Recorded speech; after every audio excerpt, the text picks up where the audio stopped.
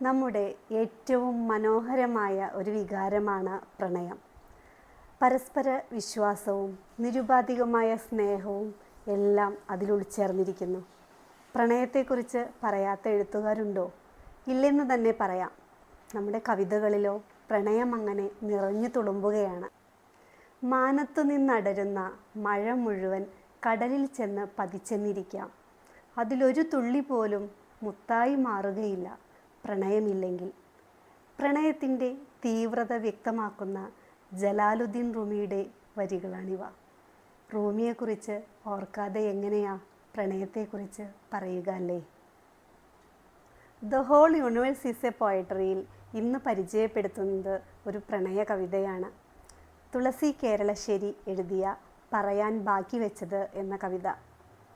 കേരളശ്ശേരി സ്കൂളിലെ ബയോളജി അധ്യാപികയാണ് തുളസി teacher. Teacher കവയത്രി മാത്രമല്ല, ഒരു മികച്ച പ്രാസംഗികയും മോട്ടിവേറ്ററും കൂടിയാണ്. ആടും അങ്ങാടി വാണിഭവും എന്ന കഥാസമാഹാരം, തുളസിക്കതിർ എന്ന കവിതാസമാഹാരം, ഇവയ്ക്കു പുറമെ ബാലസാഹിത്യ കൃതികളും ടീച്ചർ രചിച്ചിട്ടുണ്ട്. നിരവധി സാംസ്കാരിക സംഘടനകളുടെ ആദരവ് ഏറ്റുവാങ്ങിയ വ്യക്തി കൂടിയാണ് ടീച്ചർ.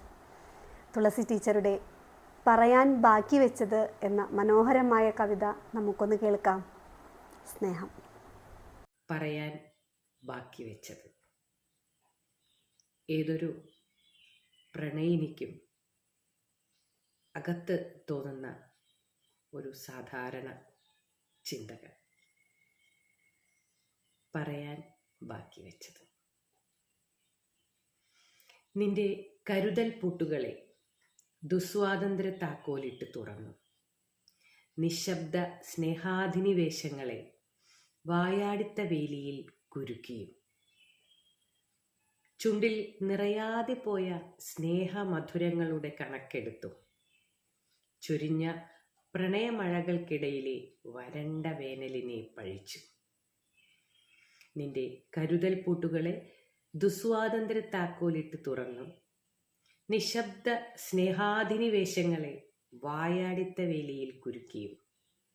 ചുണ്ടിൽ നിറയാതെ പോയ സ്നേഹമധുരങ്ങളുടെ കണക്കെടുത്തു.